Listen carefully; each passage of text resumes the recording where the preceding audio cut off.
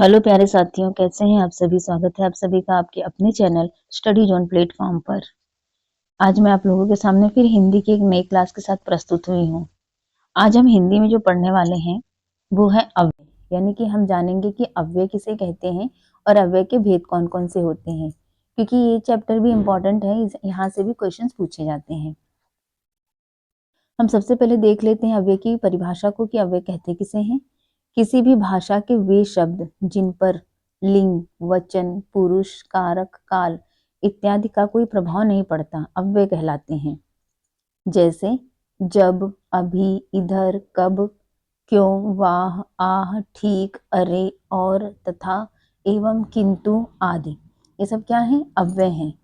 ये ऐसे शब्द हैं जो हम किसी भी सेंटेंस में इस्तेमाल करते हैं और उसके बाद सेंटेंस में परिवर्तन होता है, परंतु इन शब्दों में परिवर्तन नहीं होता है, ज्यों के त्यों बने रहते हैं, उन्हें हम अव्यय कहते हैं। अव्यय के भेद देखेंगे। पहला है क्रिया विशेषण अव्यय, दूसरा है संबंध बोधक अव्यय, तीसरा है समुच्चय बोधक अव्यय, चौथा है विस्मयादि बोधक अव्यय, पांचवा है निपात। आज हम सबसे पहले जो है क्रिया विशेषण पर चर्चा करेंगे, जानेंगे क्रिया विशेषण अव्यय क्या होता है और इसके कौन कौन से भाग हैं। बाकी के जो भी बच रहे हैं हमारे भेद, उनको हम अपनी अगली क्लास में करेंगे। अव्यय, अभी हमने जाना अव्यय क्या होता है। अव्यय को ही हम अविकारी शब्द भी कहते हैं, यानी कि जिन शब्दों में विकार उत्पन्न नहीं होता है उन्हें हम अविकारी शब्द कहते हैं। परिभाषा हमने देख ली, एक बार और देख लेते हैं। जिन शब्दों में लिंग, वचन, कारक आदि के कारण रूप परिवर्तित नहीं होता है, अर्थात कोई विकार नहीं आता है और प्रयोग सदैव एक जैसा रहता है, वे अविकारी शब्द कहलाते हैं। इसे ही हम अव्यय कहते हैं। अव्यय का शाब्दिक अर्थ क्या है? जो खर्च न हो, अर्थात जिसका रूप लिंग, वचन, कारक आदि से सदा अविकृत या फिर अप्रभावित रहे, इसी कारण अव्यय को अविकारी शब्द कहा जाता है। अब एग्जाम्पल तो आपने देख लिया, जैसे कि अब, तब, जैसे, ये सब क्या कैसे शब्द हैं? ये सब ऐसे शब्द हैं जब हम इनको अपने किसी भी वाक्य में प्रयोग करते हैं तो वाक्य में परिवर्तन हो जाता है काल के आधार पर, लिंग के आधार पर, परंतु ये जो वर्ड हैं इनमें परिवर्तन नहीं होता है, इसीलिए इन्हें अव्यय कहा जाता है। इसके भेदों को भी हमने देख लिया। आज हम पढ़ने वाले हैं क्रिया विशेषण अव्यय। सबसे पहले हम क्रिया विशेषण अव्यय के बारे में जानेंगे। क्रिया विशेषण अव्यय किसे कहते हैं? जो अव्यय या अविकारी शब्द क्रिया की विशेषता का बोध कराते हैं उन्हें क्रिया विशेषण अव्यय कहते हैं। क्रिया से तो आपको समझ में आ रहा है, क्रिया मतलब किसी भी कार्य को करना। जब हम कोई कार्य करते हैं वो हमारी क्रिया कहलाती है। उन्हीं जो क्रिया हम कर रहे हैं उसकी विशेषता का जब बोध होता है हमें, तो उसे हम क्रिया विशेषण अव्यय कहते हैं। एग्जाम्पल देखेंगे। रमेश धीरे धीरे जा रहा है, तुम कल शीघ्र आना, परसों हम शहर जाएंगे। अब इन वाक्यों में धीरे धीरे, कल शीघ्र और परसों क्रिया विशेषण है, क्योंकि ये क्रमशः जा रहा है, आना और जाएंगे की विशेषता प्रकट कर रहे हैं।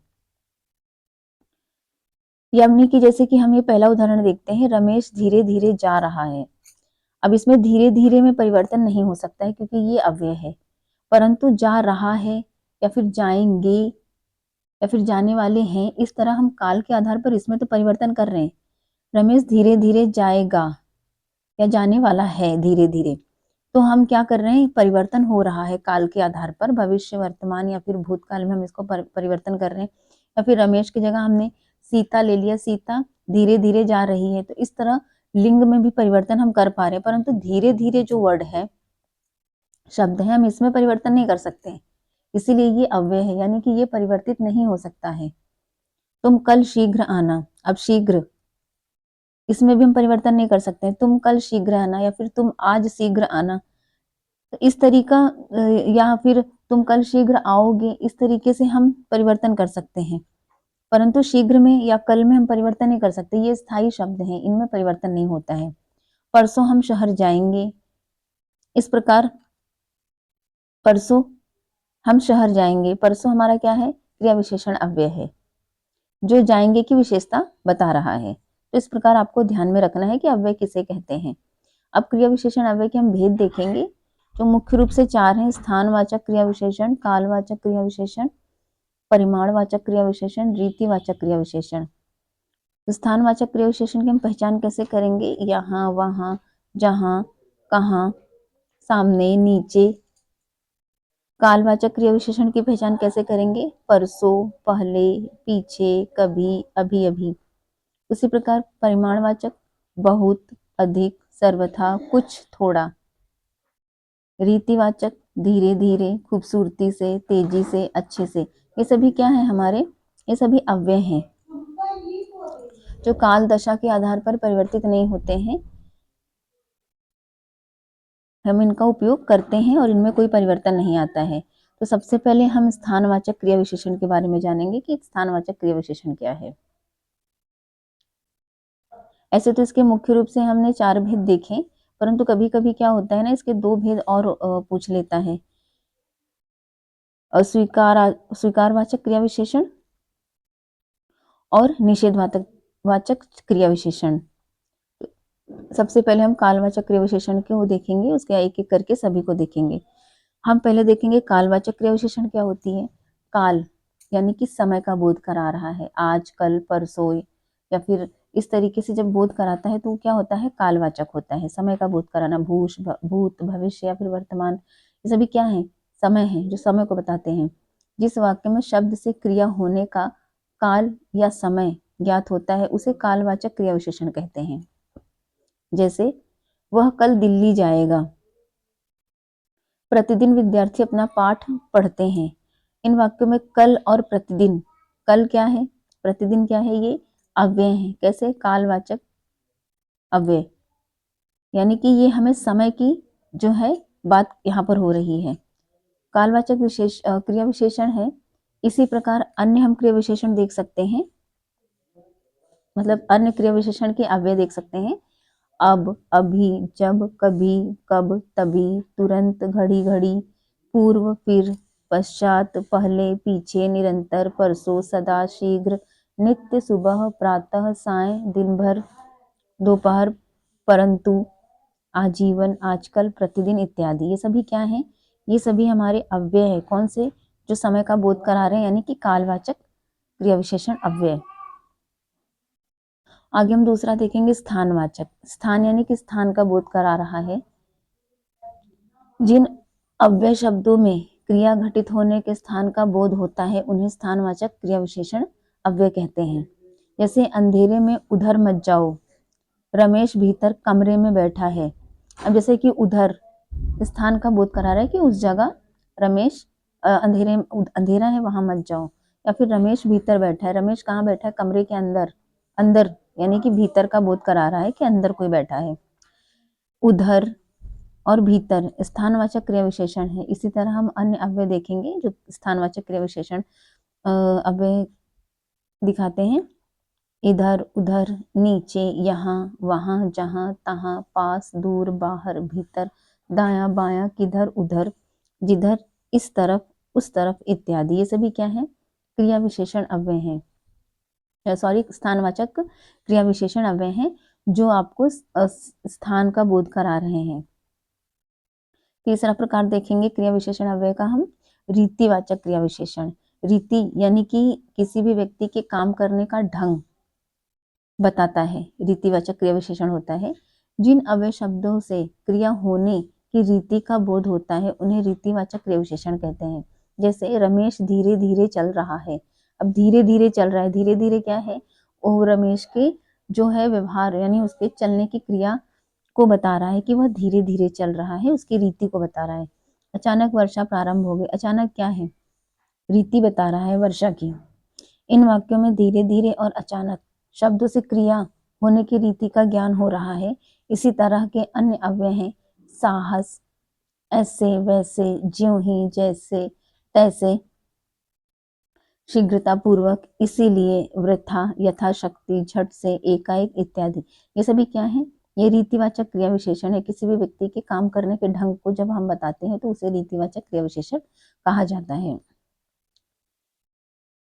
विशेष जो हम देखेंगे कुछ रीतिवाचक क्रिया विशेषण के विविध रूपों में प्रयुक्त होता है। इस कारण यह प्रश्नवाचक, निश्चयवाचक, अनिश्चयवाचक, कारक, कारणवाचक आदि के भेदों में विभक्त किया जा सकता है। अगला देखेंगे परिमाणवाचक क्रिया विशेषण। जिन अव्यय शब्दों से क्रिया के परिमाण या मात्रा का बोध हो उन्हें परिमाणवाचक क्रिया विशेषण कहते हैं। परिमाण यानी कि नाप तौल की बात करना वस्तु की। तुम थोड़ा थोड़ा अभ्यास करते हो। रमेश बहुत ज्यादा बोलता है। अब यहाँ पे थोड़ा थोड़ा यानी कि उसके परिमाण को बता रहा है। बहुत ज्यादा यानी कि उसके परिमाण को बता रहा है, उसके बोलने की क्वांटिटी को बता रहा है। परिमाणवाचक अव्यय होते हैं। इसी प्रकार हम अन्य अव्यय देखेंगे। अति, अधिक, अत्यंत, कम, कुछ, अल्प, केवल, प्रायः, लगभग, सर्वथा, जितना, उतना, किंचित, जरा, काफी, पर्याप्त, यथेष्ट, तनिक, सर्वथा, अतिशय, कितना आदि। ये सब क्या है? ये परिमाणवाचक क्रिया विशेषण की बात कर रहे हैं।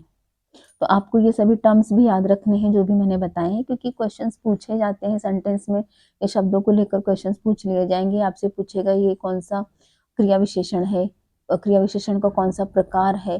तो इस प्रकार आपको ध्यान में भी रखना है ये सारे टर्म्स को जो मैंने बताए हैं, क्योंकि क्वेश्चंस यहीं से आते हैं। इसी प्रकार से सेंटेंस में पूछ लिए जाते हैं। अब विशेष क्या है? परिमाणवाचक क्रिया विशेषण के अधिका बोधक, न्यूनता बोधक, पर्याप्त बोधक, तुलना बोधक एवं श्रेणी बोधक भेद माने जाते हैं।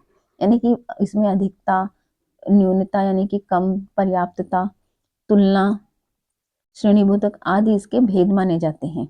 ये आपको ध्यान में रखना है। अगला प्रकार हम देखेंगे स्वीकारवाचक क्रिया विशेषण। ये क्या है? जिन अव्यय शब्दों से क्रिया की स्वीकृति का ज्ञात होता है उन्हें स्वीकारवाचक क्रिया विशेषण कहते हैं। जैसे मैं तुम्हारा काम अवश्य कर दूंगा। हाँ, तुम्हारा कहना सभी को अच्छा लगता है। इन वाक्यों में अवश्य और हाँ ये क्या है? स्वीकारवाचक क्रिया विशेषण है। इसी प्रकार अन्य शब्द हैं जी हाँ, निसंदेह, अच्छा, ठीक, बिल्कुल, बहुत अच्छा आदि। अगला भेद देखेंगे। अगला भेद है निषेधवाचक क्रिया विशेषण। जिन अव्यय शब्दों से क्रिया के निषेध का बोध होता है उन्हें निषेधवाचक क्रिया विशेषण कहते हैं। जैसे तुम आलस मत करो, परिश्रम करने वाला कभी नहीं हारता। तो मत और कभी नहीं, ये वाक्य क्या है? निषेधवाचक क्रिया विशेषण, यानी कि इसमें निषेधपन का भाव है। इसी प्रकार अन्य देखेंगे न, नहीं, कदापि नहीं, मत आदि निषेध बोधक क्रिया विशेषण है। तो आज हमारी क्लास यहीं तक रहेगी। इसके आगे के जो भेद हैं यानी कि जो अव्यय के अन्य भेद हैं उन भेदों के बारे में हम अपनी अगली क्लास में चर्चा करेंगे। आज हमने क्या पढ़ा हम एक बार देख लेते हैं, रिवीजन कर लेते हैं ताकि आपको ध्यान रहे। सबसे पहले हमने देखा अव्यय किसे कहते हैं। अव्यय वे शब्द होते हैं जो शब्द में परिवर्तन होने पर भी वो स्थायी बने रहते हैं, उनमें परिवर्तन नहीं आता है, वे अव्यय कहलाते हैं। जैसे कि अभी, जब, इधर, कब, इस तरीके के वर्ड हैं। अव्यय के भेद माने गए हैं क्रिया विशेषण अव्यय, संबंध बोधक अव्यय, समुच्चय बोधक अव्यय, विस्मयादि बोधक अव्यय और निपात। आज हमने जो अपनी क्लास में पढ़ाई करी है वो है क्रिया विशेषण अव्यय के बारे में हमने जाना है कि क्रिया विशेषण अव्यय क्या होता है, क्रिया क्या होती है। क्रिया जैसे हम किसी भी काम को करते हैं वो हमारी क्रिया कहलाती है। और अव्यय को ही हम क्या कहते हैं? अविकारी शब्द भी कहते हैं। अव्यय क्या होते हैं? अविकारी, ये भी आपको याद रखना है। आज हमने क्रिया विशेषण की बात की। क्रिया विशेषण क्या होता है? जब कार्य करने की दशा का बोध होता है, इसकी विशेषता बताता है किसी भी कार्य की, तो वो हमारा क्रिया विशेषण अव्यय कहलाता है। क्रिया विशेषण के हमने भेदों को देखा। स्थानवाचक क्रिया विशेषण जो मुख्य रूप से 4 हैं। कालवाचक क्रिया विशेषण, परिमाणवाचक क्रिया विशेषण, रीतिवाचक क्रिया विशेषण। इनकी पहचान मैंने आपको बताई। स्थान क्या होता है? यहाँ, वहाँ, जहाँ, तहाँ, सामने, नीचे।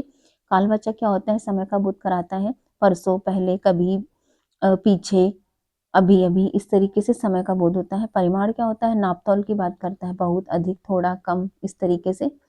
और रीतिवाचक क्या होता है? किसी भी व्यक्ति के कार्य करने के ढंग को जब बताया जाता है, उसकी विशेषता को बताते हैं, तो वो क्या होता है? हमारा रीतिवाचक। जैसे कि धीरे धीरे, खूबसूरती से, तेजी से, अच्छे से। उसके अलावा 2 भेद और हैं जो कभी-कभी पूछ लिए जाते हैं, आपको ध्यान में रखना है, स्वीकारवाचक क्रिया विशेषण और निषेधवाचक क्रिया विशेषण। तो इस तरीके से हमने जाना कि क्रिया विशेषण किसे कहते हैं। और अगर आपको ये क्लास अच्छी लगी हो तो प्लीज़ इसे लाइक और सब्सक्राइब करिए, बेल आइकन को भी दबा दीजिए जिससे कि मैं अगली क्लास जब जब डालूँ उसका नोटिफिकेशन आपको मिल जाए। तो आज के लिए हमारी इतनी ही क्लास रही। Thank you. अब आपसे मिलेंगे हम अगली क्लास में।